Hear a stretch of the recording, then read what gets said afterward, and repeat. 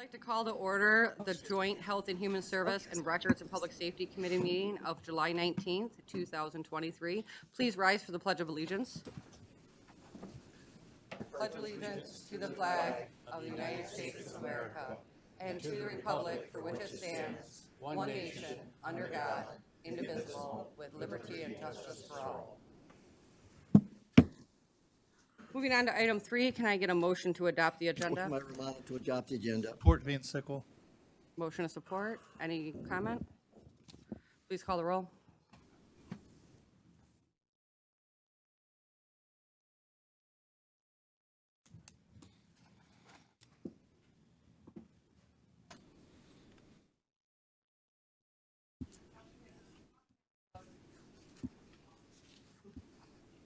Motion passes 11-0. Thank you. Okay, moving on to approval of the minutes. Motion to receive and file. Motion to receive and file. Support Perna. Motion of support, see no speakers. Please call the roll. Can we just vote? Yes. I knew he was going to say that. Fine, we'll vote.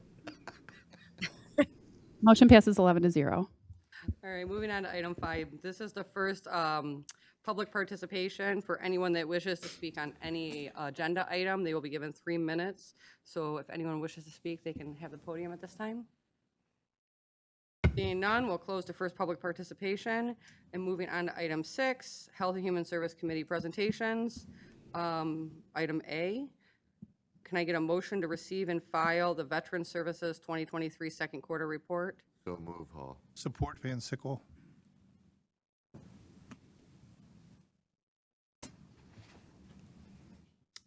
Ms. Roya, would you like to speak on this? Sorry. Oh, that's okay. So a couple of our challenges for the second quarter is I had 2 retirements out of 9 counselors. So our numbers are a little bit less for the second quarter this year compared to the second quarter last year. Just to kind of compare the 2 quarters. Actually, there looks like a little bit more, but neither here nor there. We have, when we look at our zip code report, there's a little bit difference from the first quarter versus the second quarter. But we did interviews. We've hired 1 person, and the second set of interviews just happened last week, and that person will be on board in August. So our numbers will go up. The other thing I wanted to bring up is our campaign is going on right now for advertising. It is from May 29th through August 20th. And part of that campaign is we did a newspaper insert in the Macomb Daily. And it's a nice little handout that they could keep because it's not date specific, like, you know, with recent events or things like that. And this will also go out in the C&G next week. So next Wednesday, it'll be in the C&G for the low, low price of what's in my budget. So, do you have any questions? Commissioner Brown? Who lays out your advertising for you? What do you mean, who lays it out? Who sets up your advertising? Who do you contract with advertising? I contract with Mary Martin Media. Okay, and they lay out the advertising for you, the pictures, the photos, the text, the They content? do, okay, so as you well know, my advertising budget usually comes from my MVAA grant, and that grant fluctuates significantly different from like 200,000 one year, 500,000 another year. So it changes every year. And so we usually get an idea of what it's going to be, and she'll work it in her magic based on the results. What was our best bang for our results? You know, our best bang for our buck last year. Do we want to do this again? So she's the one that sets up social media. She sets up the gas station video, the billboards, the radio ads, the TV commercials. She sets it all up. How much do you pay her for that? She doesn't get it. She gets the stipend from them. There's no, on my bill, it doesn't have a fee for her. Do you go out for bids for the printing or any of that? Printing, okay, so last year we did the direct mailers last summer, and we sent out 60,000 direct mailers, and it took like 7 months to do that because they only sent so many out per month. She contracted that. So we gave them the flyer, or we gave them an idea. They printed it. They did the mail merge. They bought the list. They did everything. How much did they get for that?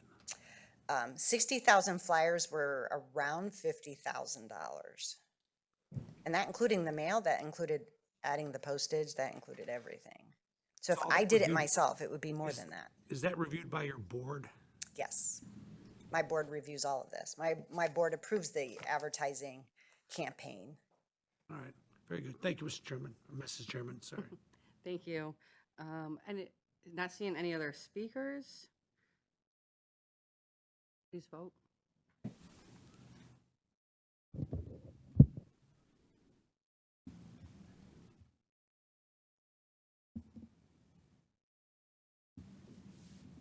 Motion passes 11-0.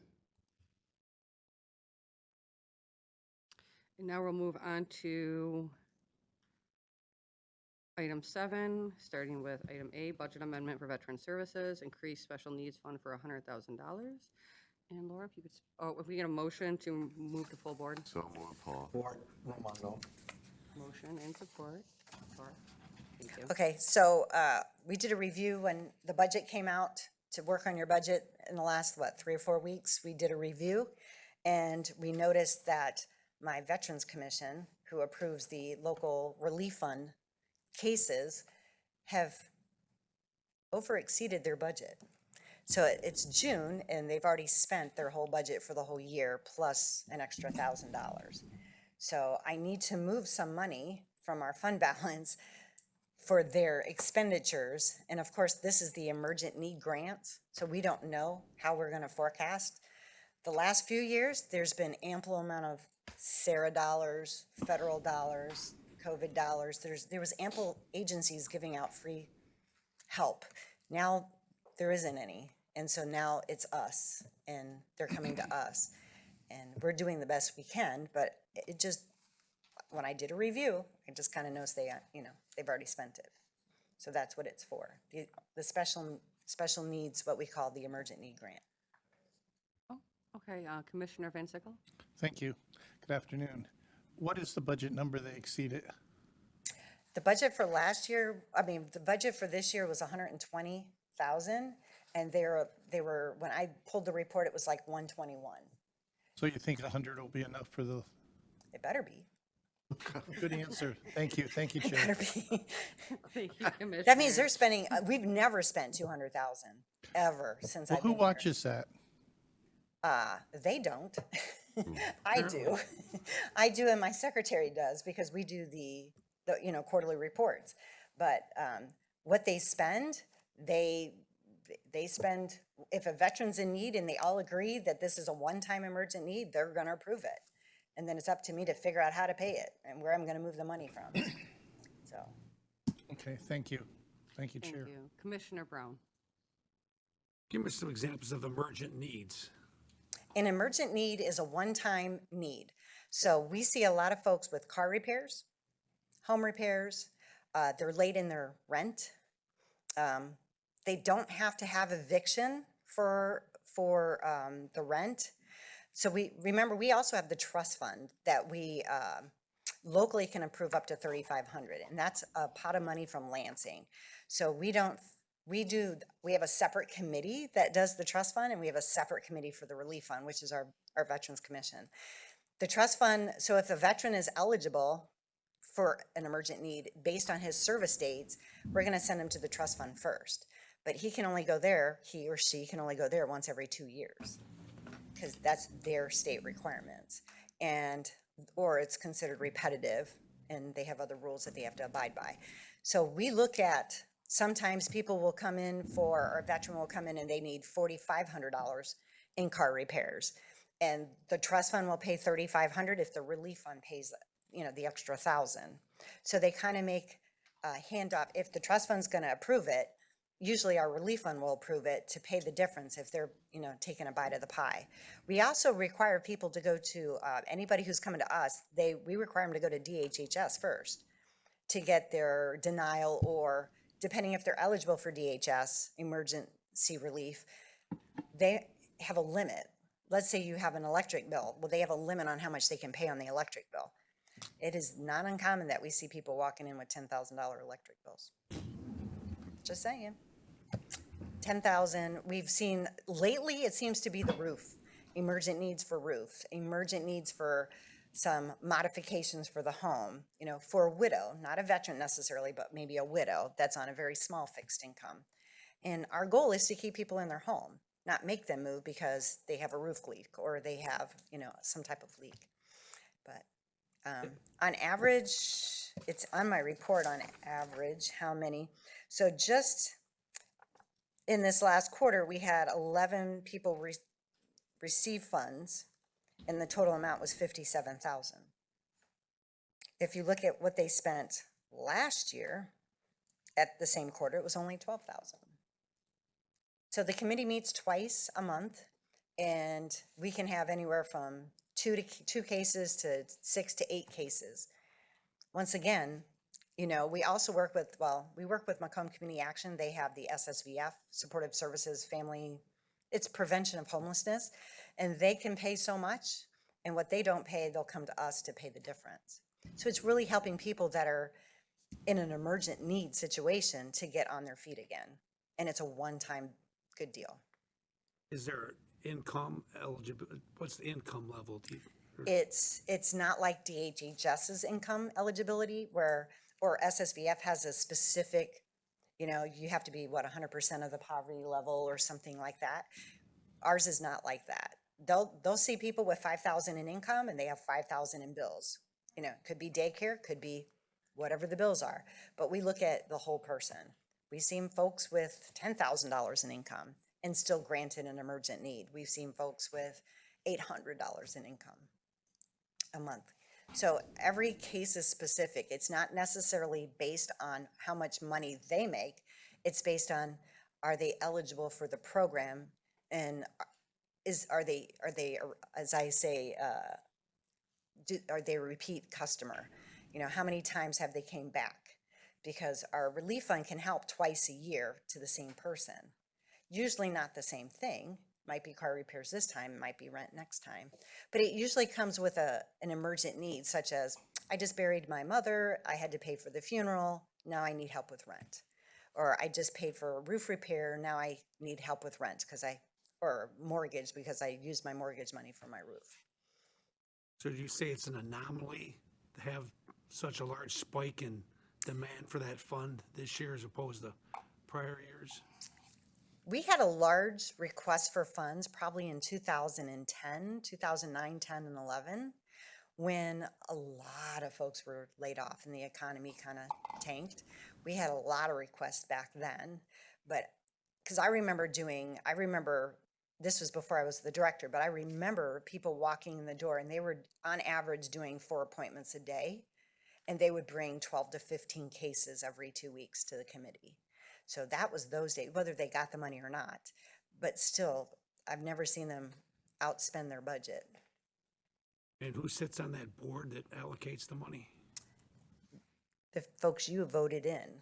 The So that's board, the- Therese, the that's Pat board. Daniels and Your crew. veterans, your veterans. Your commission, board. your Veterans Commission, the ones that you're voting on Do they tomorrow. look at the budget when they're sending money? Yes. It sounds Yes. like they're spending money without question and they just writing checks. Oh, they do. Are they do. considering the budget when they're spending the money? I'm the one that has to bring that up. I'm the one. But their answer is emergent needs for veterans come first. I'm like, okay, well, we have money in the fund balance to do this, but if it comes to a day where, okay, do I have to now lay off an employee because you want more money for a veteran? We've never came across that yet, where they've, haven't We crossed don't that want bridge. anybody to go without need. I'm just saying, are they conscious of the budget? Do they know what the budget numbers are? And They consider it approved when the budget. We just went over the budget at our last meeting, which was a week ago. So they review the budget, they go over the budget. Now, this is 7 retirees on the board. Do they remember it at the next meeting? I don't know. What their limit is to spend, I don't know. But Well, I I hope sit they on the do. meetings with them. I hope they do. We put them on there to Yeah, be they do. responsible, right? It's a big job. I know. All right. Thank you. Thank you, Laura. Is there any other questions? Chairwoman. Seeing no other speakers, can we please vote?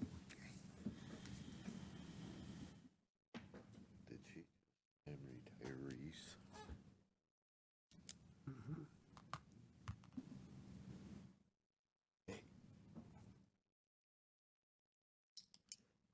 Motion passes 11-0. Moving on to item B, Area Agency of the Aging, fiscal year 2024 annual implementation plan. Can I get a motion to receive and file the fiscal year 2024 plan? Support Zinner. Hello, how are you today? I'm good, thank you. My name is Katie Wendell. I'm the Director of Planning and Advocacy at the Area Agency on Aging 1B. And I'm thanking you in advance for your consideration of our fiscal year 2024 annual implementation plan. This plan is year 2 of our 3-year multi-year plan, which you approved last year. I do want to start by noting there's no major changes to the program mix of programs and services that we're offering to older adults and family caregivers in the region. We're one of 620 area agencies on aging in the country and one of 16 in the state of Michigan, designated by Congress to plan, coordinate, and serve older adults age 60 plus and their family caregivers. We're here to serve the over 800,000 older adults that reside in our 6-county region of Southeast Michigan, which includes 232,000 older Macomb County residents. Our board of directors approved this annual implementation plan on June 23rd. Creation of this plan is a state requirement. And following the county commission approval, we will be taking this to the state's Commission on Services to the Aging in August. This plan is developed with input from stakeholders, including our provider partners. And we also hosted a public hearing in May to gather community feedback on our plan. This plan outlines how we'll spend about $24 million in federal Older Americans Act and state Older Michiganians Act funding. And we invest this funding in the community in 2 primary ways. We have a competitive RFP process where we award grants to community organizations like the Office of Senior Services. And we also administer some programs at the Area Agency on Aging 1B. So our information and assistance line where you can call in and get resources, or our in-home service programs, we run those in-house. Coming out of the pandemic, a few things that we are focusing on. During the emergency status, we were granted some additional flexibilities for our services.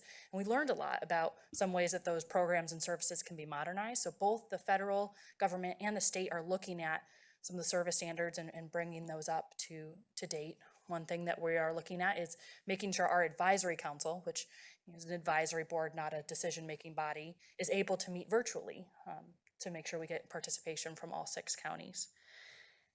We continue to work in a hybrid fashion at our office, and we are working with our provider partners to distribute American Rescue Plan funds that were authorized through the Older Americans Act, which is enabling them to purchase equipment.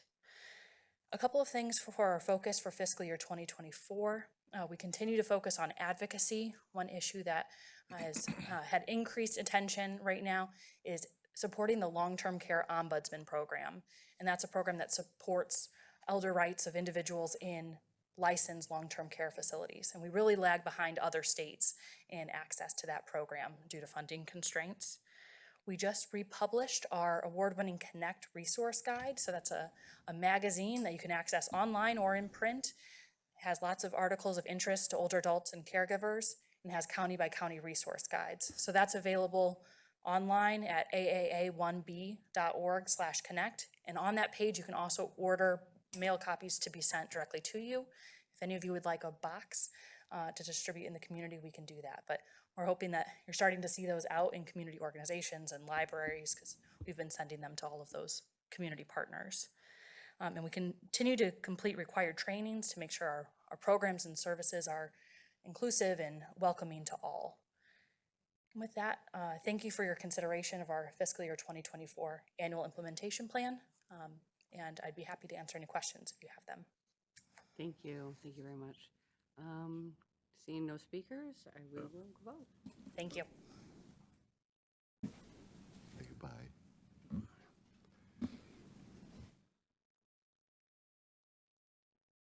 Moving on to item B, Area of the Aging Area Agency of Aging 1B fiscal year annual information man with, oh, sorry, we just did that one. All right, item C, budget amendment to the Office of Senior Services. And I believe we have Sheila here. Hello, how are Yes, you? hi. If we can get a motion to move to full board. Motion Center. Support Van Sickle. Hello, how are you? Good, how are you? So what you have before you is a budget amendment to incorporate our funding that we receive from the American Rescue Act and also carry forward funds from our social services programs. Our goal is to purchase vehicles with this funding for our Handy Helper program, our Safe at Home program, and one vehicle for our Adult Day program. Right. Seeing no speakers, can we please vote on the amendment to the agreement of services for the aging for $254,019?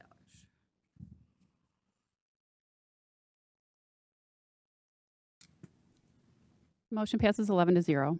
All right, we'll move on to item D, you. and we'll do item D and E together, which is a budget amendment to Macomb County Community Action Children and Family Services Division, the Emergency Food Assistance Program, conversion funds in the amount of $99,518, and Macomb Community Action Children and Family Service Division, the Emergency Food Assistance Program, Commodity Credit Corporation in the amount of $7,500.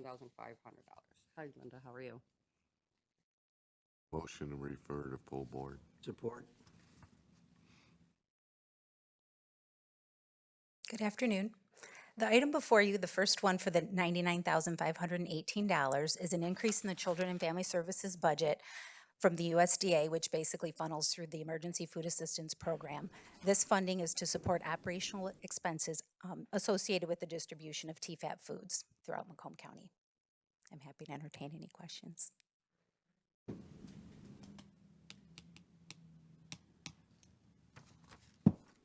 Seeing no speakers, please vote.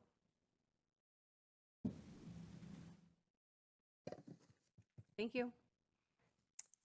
Oh, yes. Yeah, I'm quickly going to touch on the second funding, yeah. which is $7,504. This is through the Commodity Credit Corporation, again, through our TEFAP program, the Emergency Food Assistance Program.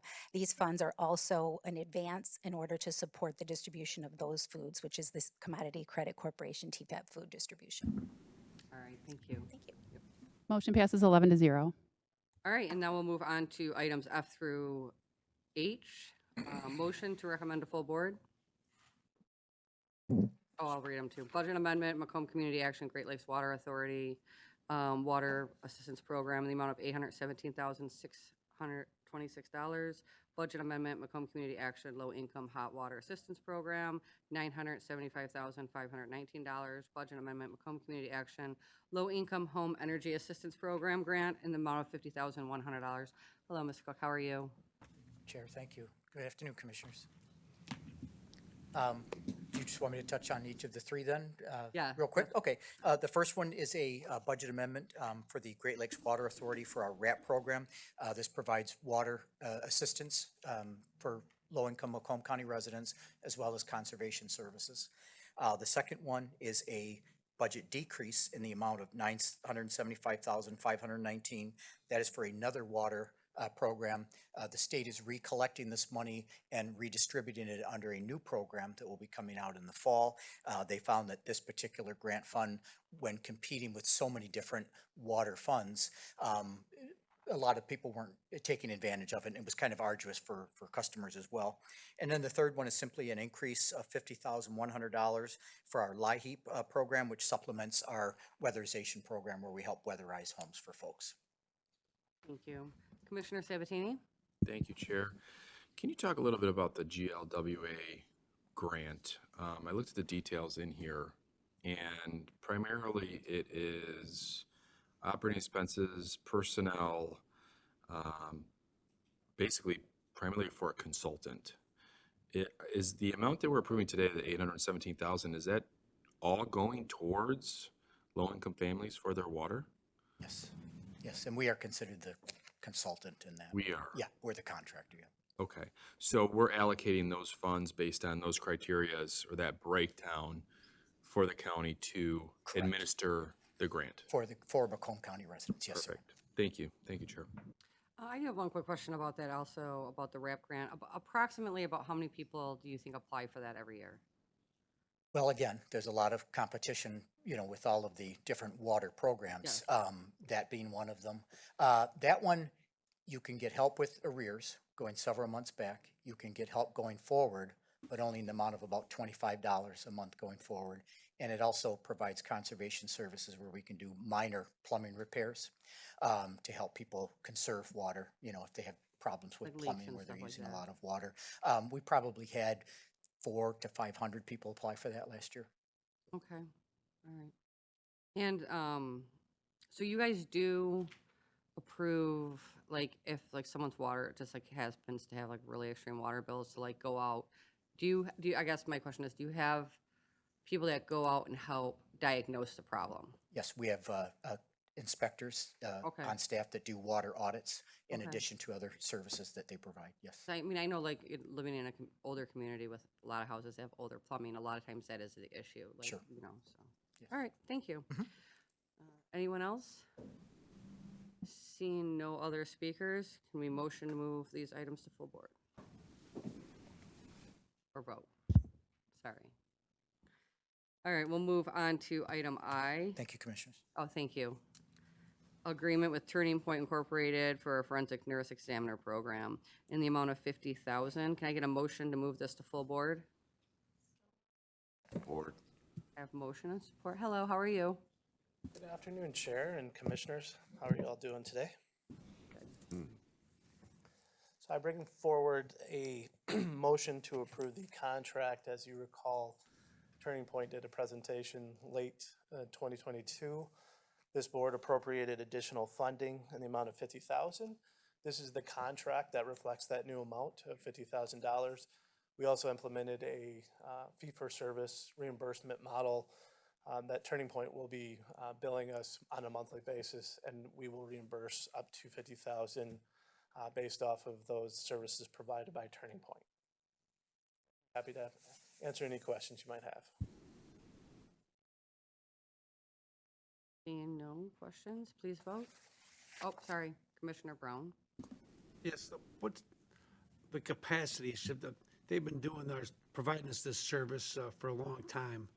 Are we doing anything to support their capacity, try to increase capacity? Do we have anything how are they doing on their end in terms of, they did a report some time ago, but is their capacity able to increase? I mean, where are they at with their, Sure, thanks for the question. do we need more, can we use more services from them, I guess is what I'm getting at, Well, this is specific to the forensic nursing program Yeah. that we've partnered with Turning Point. It's a very important service that they provide It is. for victims, not only the examination itself, but also testifying on behalf of that victim in court if needed. These funds allow agility of that organization to utilize these funds for purposes that other funding sources can't cover.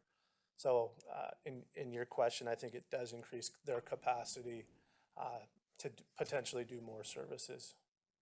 Yeah, that's what I'm getting at. So, all right, good. Well, I'm glad we're continuing it and that we're able to expand it because Absolutely. helps everyone. Thank you. Commissioner. Seeing no other speakers, can we please vote? We're moving on to item J, a budget amendment to the Health Department, amendment number 1, fiscal year 2020-23, MDHHS, CPD Family Planning Grant for $50,000. Thank you, Chair. Again, this is a motion to approve a budget amendment. This was a result of MDHHS recalculating funding for the family planning program. So we are asking for an amendment of $50,000 to move from intergovernmental revenue to cover this reduction and recalculation of the $50,000 grant that came down from the state. Any questions? Seeing no speakers, please vote. Oh, Sorry. Board.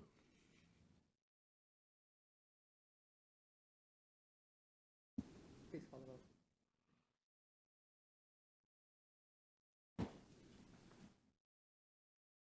Motion passes 11-0. Thank you. And now we'll move on to item 8, which is the Macomb Community Action MCA relocation items. And if we can take items A, B, C, and D together and motion them Miss to K. full Did we board. do K? Oh, K. oh, sorry. Yes. We'll move on to item K, Budget Amendment Health Community Service Budget Reallocation for $60,000. Can I get a motion to full board? So move. Motion and support? All right. Thank you. This is a request for a budget amendment to reallocate some savings for current health and community services positions within salary and wages and personnel expenses to our capital outlay expenses in the amount of $60,000 to cover furniture. As you recall, health and community services did not have the office space, so this is brand new office space, 5 offices, a lobby area. We're also having plans to redo some of the lobby and atrium in the VERC building to make it look more professional and presentable to people as they come in. So this is what this money would go towards. Thank you.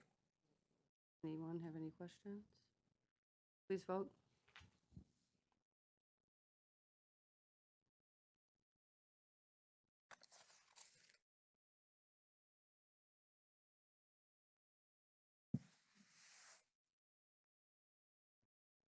Motion passes 11-0.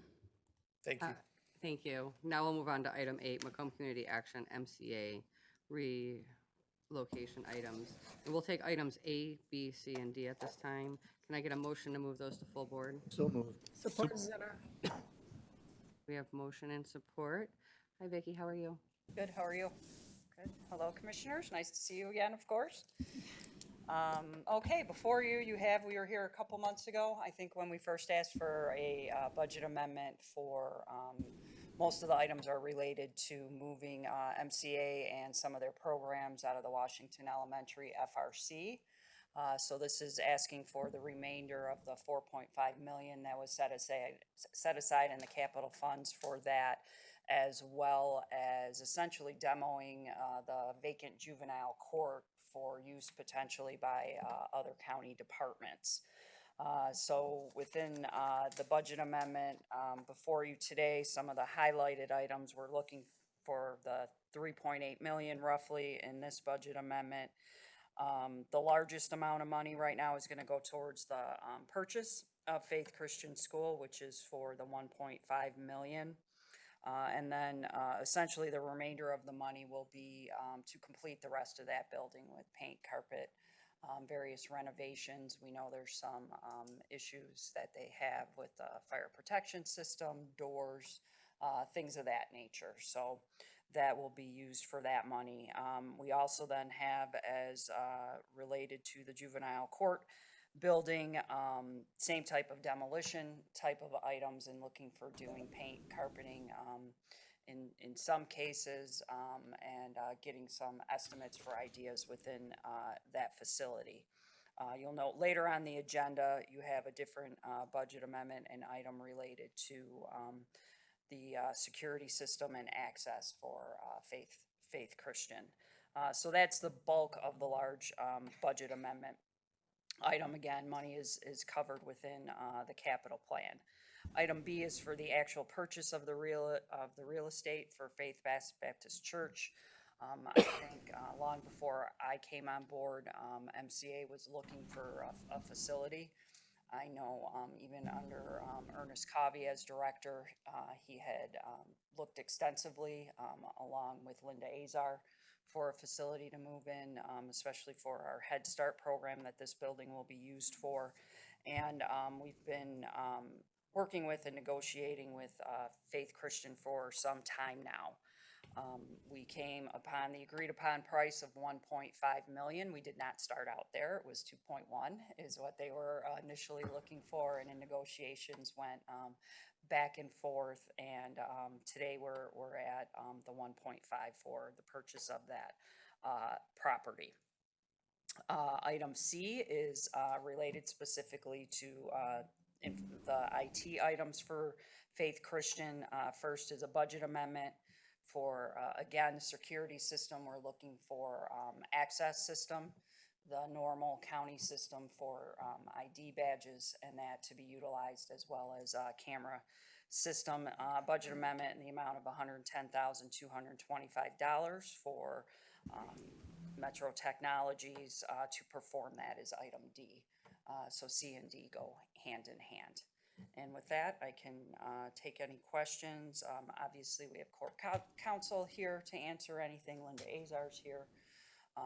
We've toured the building. FNO's been out to the building, so we're very comfortable, very happy with this purchase and being able to do that.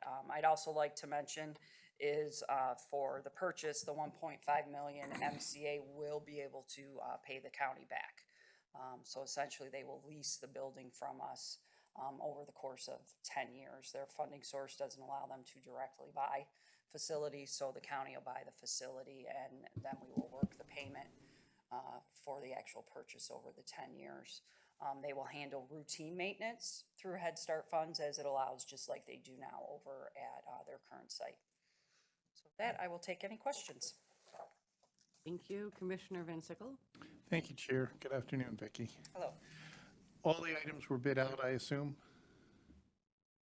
For the security system, For the security system, whatever contracts you have there.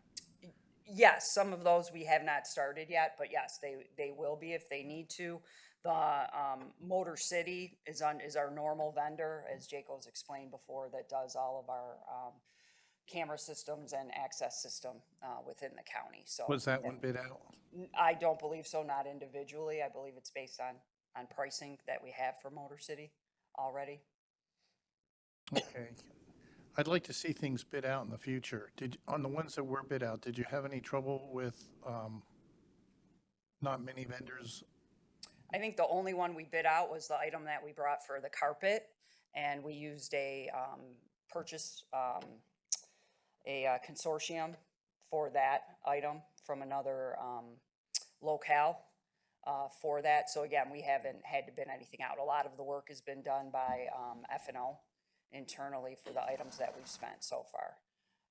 But again, for what we're asking for the money today, nothing has been spent. No vendors chosen except for the Motor City Electric one. Okay, thank you. Thank you, Chair. Thank you. Commissioner Wallace? Thank you, Chair. Hi, Vicki. How are you? Good, how are you? Good. I'm happy that you all were able to find a location for MCA. I think that's really important to continue what you all have been able to do so far. When do you think, what's your timeline? When do you think you'll be able to get Head Start going there and everything else you have planned? The best case scenario would be end of this year, but probably more likely first quarter of next year. Thank you, Commissioner Center? Thank you, Chair. I think you've mentioned this before, but I've forgotten. The other building that was being used, which was George Washington School, the county bought that, I think, didn't they? No, that is owned by Mount Clemens School District. Okay, you just had the sign out there. So that, I thought it was going back to the school district then, or it is Correct. the Yeah, school it's district. just- So it's all yeah. set. Thank you very much. Yep. Seeing no other speakers, can we please vote?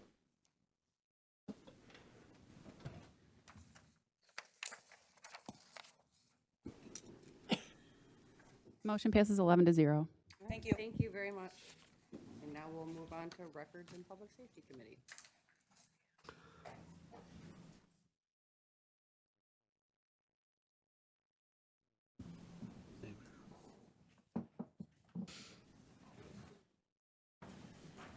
Yeah, scared everyone away, didn't he? You ever get that feeling nobody likes you? They empty out on you? Okay, we're going to go to Records and Public Safety. Excuse me. Item 10, which is 10A, which is a contract with Tyler Technologies. It's Phase 3 data correction upload, $12,300. That's what the Clerk Register of Deeds is going to make a presentation, but you look much better than Mr. Forlini. Please. I need a motion to move this to full board, please. So moved.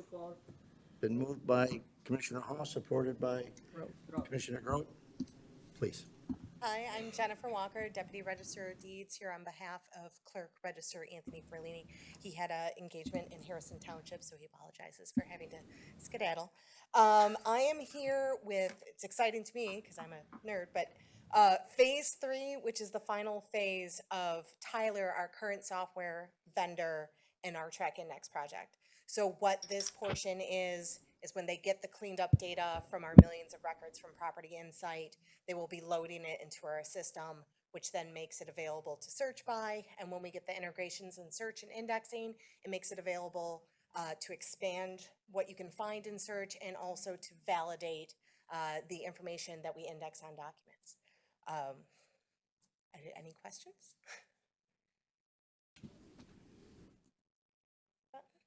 I see a speaker, Commissioner Van Sickle. Thank you.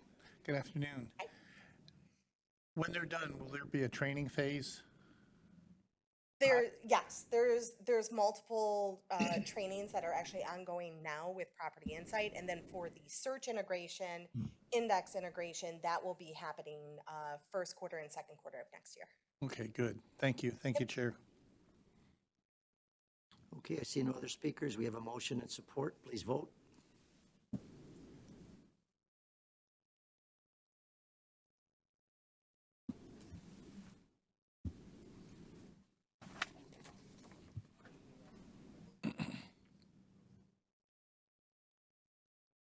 Commissioner Romano, I'm missing a vote from you. Thank you. Motion passes 11-0. Thank you. Move on to items, excuse me, B and C together. Item B is the Service Agreement Testing and Prevention Center and Avertest LLC Alcohol and Drug Testing Center for the 16th Circuit Court Specialty Court Program and the 42nd 42-1 District Court Drug Court Program. Cost depends on participants. And I also have Service Agreement Class A, which is item C, Training and Comprehensive Youth Services Incorporated, Outpatient Substance Abuse and Mental Health Treatment and Educational. And again, that cost depends on use. And I need a motion to move this to full board if I So may. move, Van Sickle. And I have Good afternoon. Christina I'm Woolfield. Christina Woolfield. Go ahead, I Chris. am the Director of Court Services over at Circuit Court, and I oversee all the specialty courts in the Circuit Court building. This is the first year that we submitted bidding for the testing and treatment services.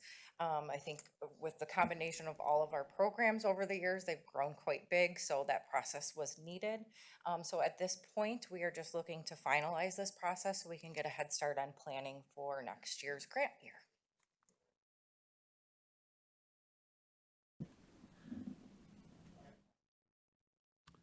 I see no speakers. We have. Wait, Chair. Harold just jumped up. Commissioner Hall, go ahead. I did. I was a little late, thank you. Because I was going through our documentation here. You said it's the first year you've gone out for bidding. I was trying to find where the bids were. Are they included? So again, this was our first year. To my knowledge, the chosen bids were included in the information provided. Okay, so I'm hitting, what is this? So there should be a total of 4 altogether for both services. Okay, that wasn't there before, but be patient. Don't scare me like that. I keep looking through all the, is there a comparison analysis of all the bids in here anywhere? So yes, the purchasing department did do a comparative analysis. I believe that was submitted as well. The prices were comparable with all the bids that came in. Everybody obviously has different types of services that they offer.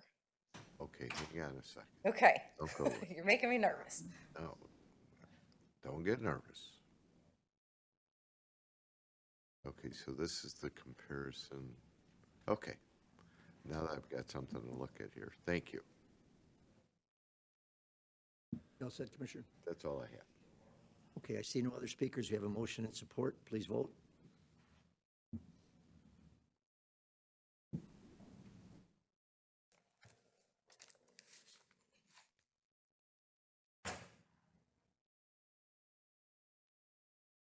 Motion passes 10-0. Thank you. Thank you. Who'd we lose? Okay, item D and E I'd like to take together.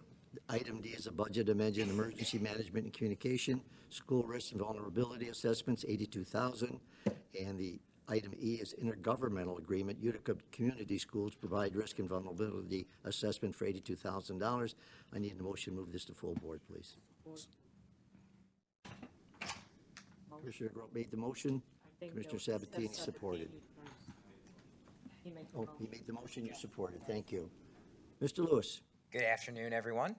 As you'll probably recall, I was here in May to describe to you a program we've begun to do risk and vulnerability assessments with school districts in Macomb County, and you approved agreements with, at the time, 11 districts in order to do so, and I am back today to approve an additional agreement with Utica Community Schools to do assessments for the buildings in their district. As you probably know, UCS is the largest district in Macomb County and the second largest in the state. And the agreement is to conduct the risk and vulnerability assessments in that district on up to 41 buildings. So, so we're seeking approval of the agreement today, as well as an increase to the budget for the Emergency Management Grant Fund in the amount of $82,000 to accommodate the revenue for doing those assessments. Thank you. We have a speaker here, Chair Brown. Utica being the biggest district and committing must make a statement to the other communities, other school districts around the county. I mean, the confidence that they have in our county providing the service, which isn't really new, but it's been coming to light given recent events. And how long would it take us how long were they looking at us before they came on board? So we've been working with Utica since we launched our school safety program with the original Department of Justice grant since 2019. But this is the first time that we've had the opportunity to go in their buildings and do these risk and vulnerability assessments. And the effort to get in there comes from longstanding discussions between our department, our school safety specialist, and the ISD to educate them on the importance of these programs, educate them on the value that the county provides in this program, and have them invite us in. When they heard that we were doing 10, when they heard about what the program is, what we're going to deliver, they became very eager to come on board and participate in the program, and we're very happy to have them on board. It's a credit to you and the department for leading the effort in this area, and certainly needed and overdue. And so we're glad to support this, at least I am. So thank you, Mr. Chairman. Thank you, Chair. Seeing no other speakers, we have a motion and support. Please vote.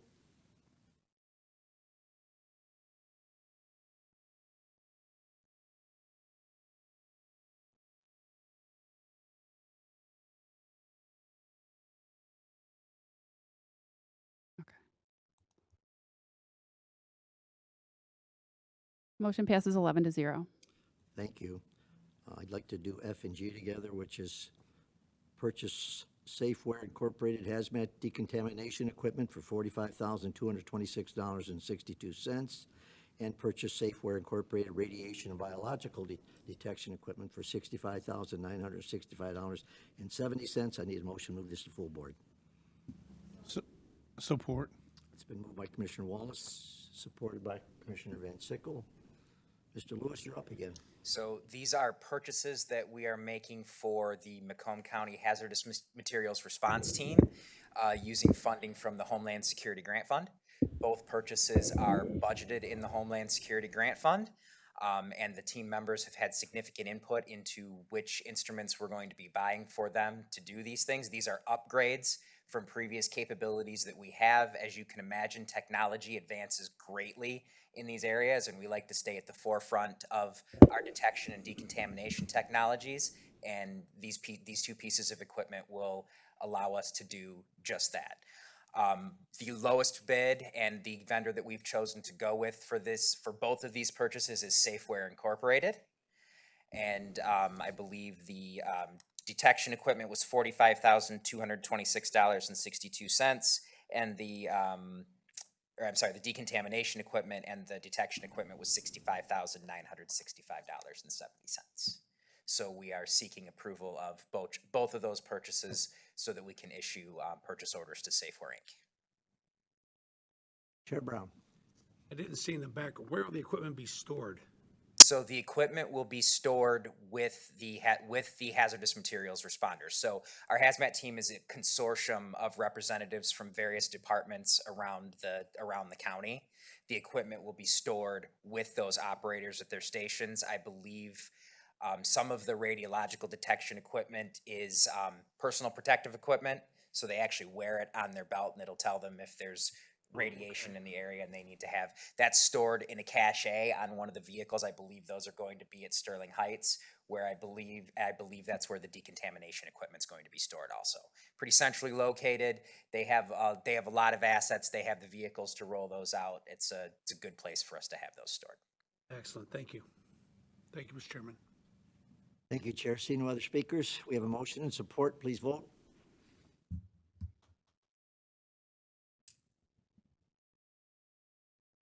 Thanks, Brian. Thank you. Motion passes 12-0. Thank you. Item 11 is a presentation. It's from the prosecutor's office, is streamlining dockets and reducing recidivism using e-learning diversion. And we have Mr. Todd Schmidt, Chief of Operations. I need a motion to receive and file. So moved. Support Zinner. I have a motion to receive and file from Commissioner Van Sickle and a support from Commissioner Zinner. Mr. Schmitz. Thank you, Commissioners. I understand he's bringing up the presentation, and we will keep it brief. But the reason we're here, my name is Todd Schmitz, Chief of Operations from the Prosecutor's Office, and joining me is Assistant Prosecuting Attorney Kumar Palapu, who's our Chief of District Courts. And sometimes you don't get to hear some of the good news that is going on, and also sometimes you don't get people visiting you when they're not asking for budget adjustments. So we just thought we would take a few minutes and share some news about an innovative project we're doing to try to reduce repeat crime in our office. And so some of the things that you know that's going on, you can't open up a newspaper without seeing what happens in our office. The main thing that our prosecutors do are prosecute these cases. And you open up any newspaper or website and you see what's going on. What you may not be aware of, though, is that we've taken some steps to address gun crimes and to do things about gun crimes. Prosecutor Lucido has charged more felony firearm crimes and more carrying concealed weapons crimes than has ever been charged before in our office. Some of it, the concealed weapons portion, arguably could be just because of an overall increase in crime statewide with guns. But the felony firearm increase is a direct result of a policy change that the current prosecutor made. And so we're proud of the fact that that is being prosecuted the way it is. The second item that we are doing is for every gun crime, we are asking for a mental health assessment as a condition of bond. We may be the only prosecutor's office in Michigan approaching it this way. And so that's an innovative approach. It's something we're taking action using existing resources before a gun gets put back in the hands of somebody before they can commit another crime. Another item that we're doing is we have a warrant denial appeal process, especially for domestic violence victims and others. There's a formal process now where if their warrant is denied, the victim or the detective can ask for a second look. And that gets to get a free second look. The reviewing panel doesn't know why it was denied in the first place. It's another opportunity to move forward on a case. We've tripled the number of prosecutors handling in-custody warrants in Warren, Sterling Heights, and Shelby Townships. In the past, it was just one person sent out for just a brief period of time, and then they were gone till the next day. And so we've increased the efficiency on that. Thanks to you, we have digital evidence processing now. The amount of digital evidence is tremendous. It's doubled just since December. We have over 430,000 items in there right now and growing exponentially, but that's thanks to this board that we're able to handle it. Our discovery unit is turning discovery over more efficiently and more consistently and has never been this current for this long. That's thanks to your efforts. And this has also been recognized, not just locally, but nationally. We set an office record last year, again, thanks to the support from this board, for National Achievement Awards for innovation in the office, and we tied that record again this year. So there are good things happening. This would not have been possible without the support that you've given our office and continue to do so. It also wouldn't be possible without the staff that we have. We've been lucky to attract a large number of talented assistant prosecutors, many of them from Wayne County, but not all. that have joined our team. Specifically today, the thing we wanted to share with you, and I'll have Kumar Palapu, our Chief of District Courts, come up and talk a little bit about the pilot project we're doing to try to reduce repeat offenders using some interesting technology at zero cost to the county. Very good. Good afternoon, everybody. My name is Kumar Palapu. It's very nice to have a moment to speak with all of you about a program that we came up with. There's a huge difference between some of the people that we have come into the justice system. They are very difficult, have criminal histories that are a mile long, and then there are other people that are everyday people that just happen to wander into the justice system, and it's their first time offenders. They've made a mistake. They're not someone that you necessarily expect to have any very serious crimes. What we were looking to do is there is probationary programs that are in each and every single court in the county, but because of a number of laws, they are allowed to ask to be taken out of probation after they plead within something like 3 or 6 months. And it's not necessarily long enough for them to have enough oversight, in our opinion. Now, one of the things that I wanted to do is I try to get everyone into treatment courts. So if they have a problem when they come in, whether it's drinking, whether it's substances, I'd like them to get assessed, maybe get some help with that. There's some services that are in the county. We found that not all people will be taken into treatment courts because there just isn't enough funding, or they will only take a certain threshold of crime. So people that maybe are just first getting into the justice system, they may need help, but there isn't help there for them. So what we were looking for is some sort of way to bridge the gap between treatment courts and maybe education. And we found a free system called Advent e-learning, where it has evidence-based training and education that they can take that hopefully will have them address their behavior. And there are 300 agencies across the U.S. and 2 Michigan counties that are using these systems to try to, I guess, supplement some of the things that people need when they can't get things that they need on probation, maybe some of the education and training.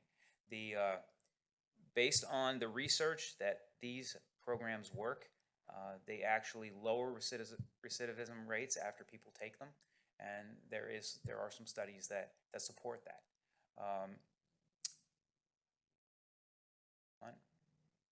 There are a number of available programs. Currently, we use them in conjunction with domestic violence, with drunk driving, some substance abuse, and we will assign them to the defendants. And a lot of times the carrot is that they can get a reduced plea if they complete these successfully.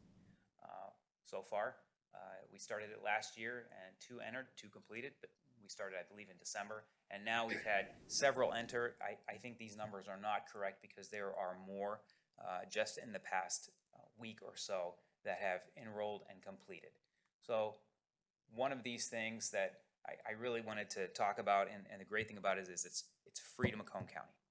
We ask for a lot of money, and for good reason, but we also try to get creative. And when Todd Schmitz and I were discussing some of the things we could do, this was one of the free services. It costs us nothing. Defendants can pay for it, but if they're indigent, they do not. It can be free. And we've had, so far we've only had 1 defendant that said that they were not able to pay for it, that did not pose a problem, and we just set it up so indigent defendants can get the service. So they're around $35 to $135 per course, and we think so far we've seen success out of it. Now time will tell, but we really wanted to bring this to you so you know that we are still looking for creative ways to do what we do and do it more effectively. And yes, it's 0 cost to the county. But thank you for hearing us today. Thank you, Counselor. So thank you for your time, Commissioners.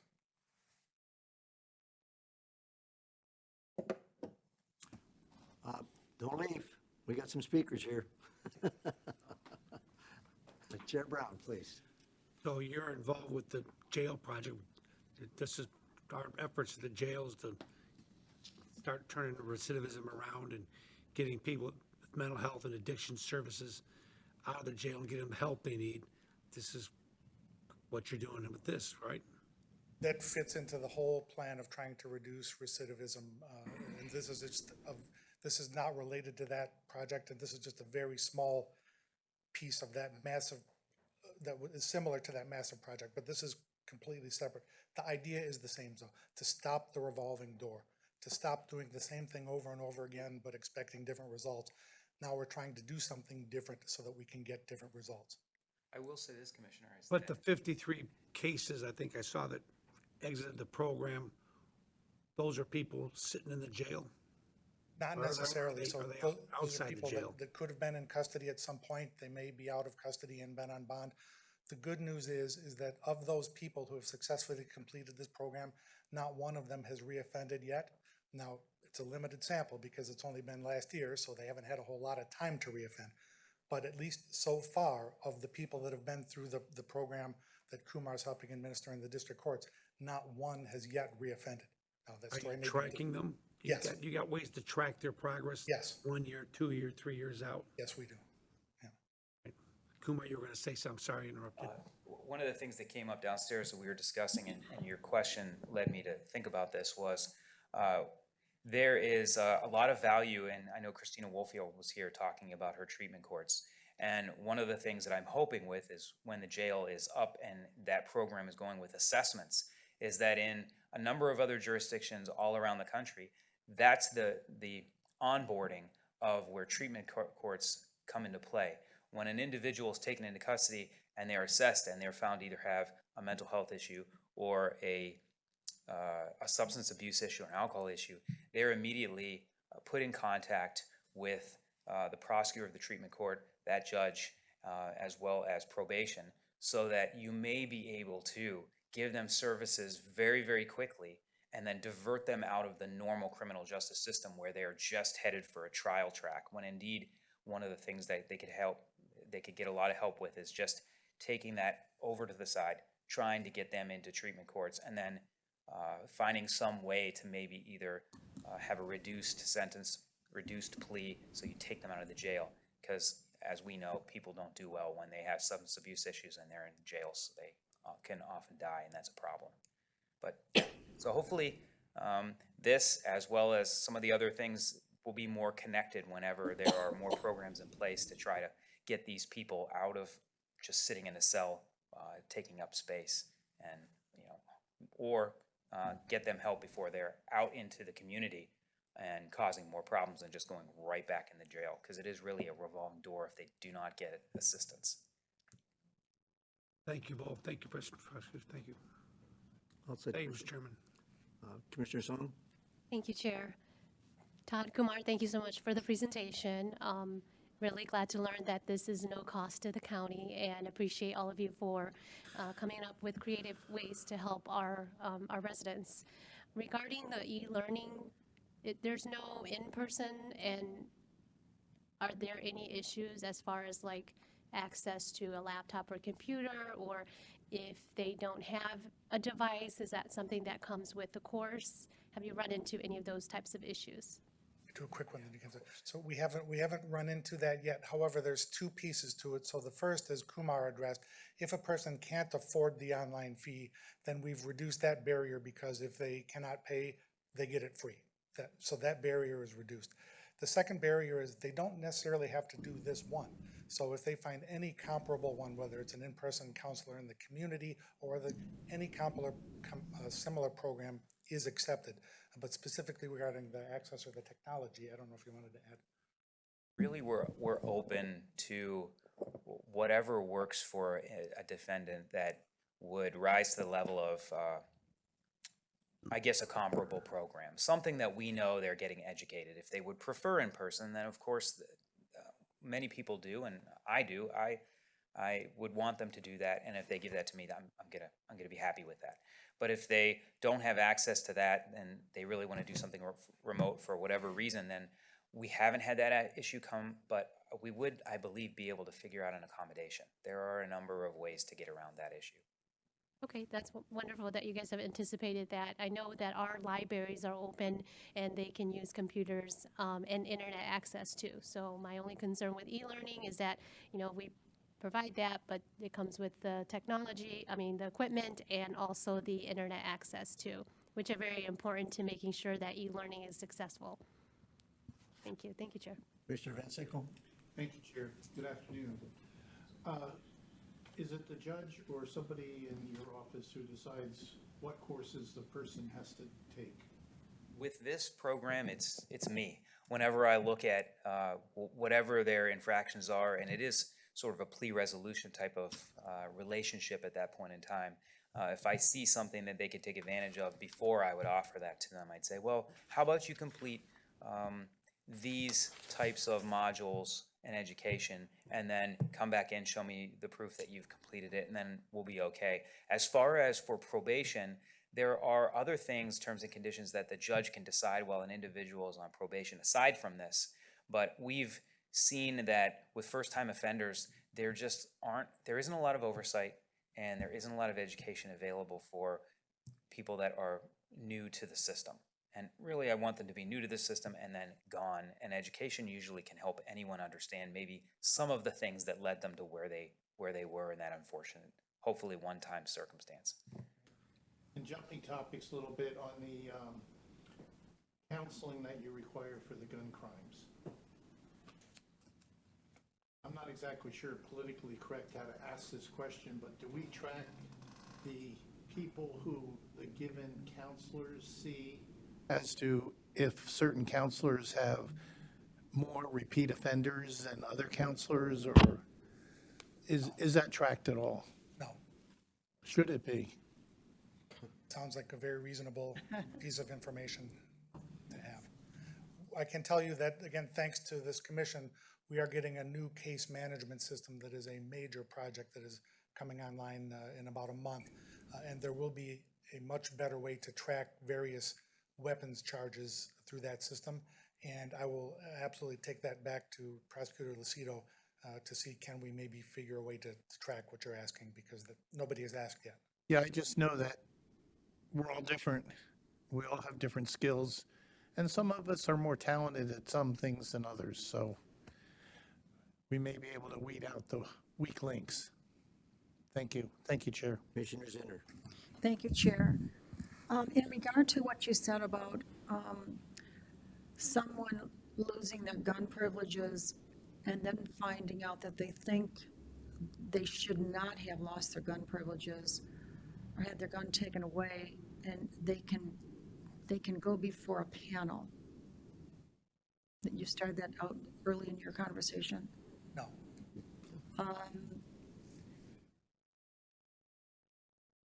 All right, what is the minimum crime that, no, plan? Anyway, there was something you said in regard to that. The thing that we're doing is on any gun crime, when we charge something with a crime that involves a gun, we are asking the judge to please order a mental health assessment as a condition of their bond. So for example, they get picked up for a crime, the judge will say, you can't get out unless you pay $10,000 or 10% bond and no drinking. And by the way, also get this mental health assessment. The mental health assessment is a screening tool just to see if there are any bright issues, some warning signs on mental health that we should say, this person should not get an opportunity to get another gun and commit another crime without additional mental health services. Now that's different than the recent laws that passed in Lansing. So this is using, what we are doing is using existing resources that were already in place to try to help bond conditions before people who have already been arrested on a gun crime before they get put back out on the street to do another one. The ones out of Lansing are different, and those may be what you're referring to about the red flag laws and other things like that. I misunderstood. That's different. Thank you for explaining that. I did hear about the mental testing. I appreciate that. Thank you very much. Thank you, Chair. I see no other speakers. We have a motion to receive and file. If you would please vote. Todd Kumar, thank you so much. Thank you, Commissioner. Thank you, Commissioner. Please vote.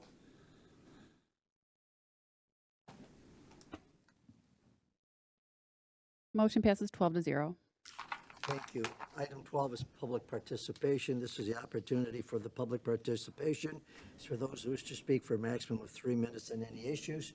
I see nobody in the public participation. I'm going to close that item number 12. I'm going to go to item 13, which is commissioners' comments.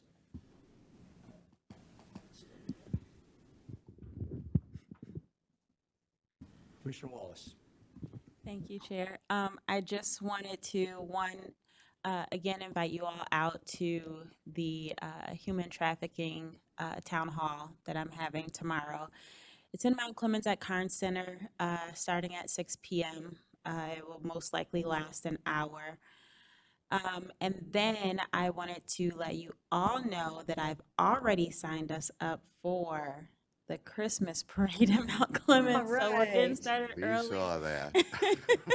I didn't see that. So I figured why not, let you guys know in July. So that's it. Thank you. Do you have a date? Did you order the weather? I see no It was a other little speakers. cold. I have item number 14, which is an adjournment. So move. Motion Support by Center. Commissioner Kraft, supported by Commissioner Hall. Please vote. It was a little Antoinette, do you have a cold. date? Do you have the date for Christmas? or And the count parade? is? Motion passes 12-0. Count meeting is is time adjourned. to go.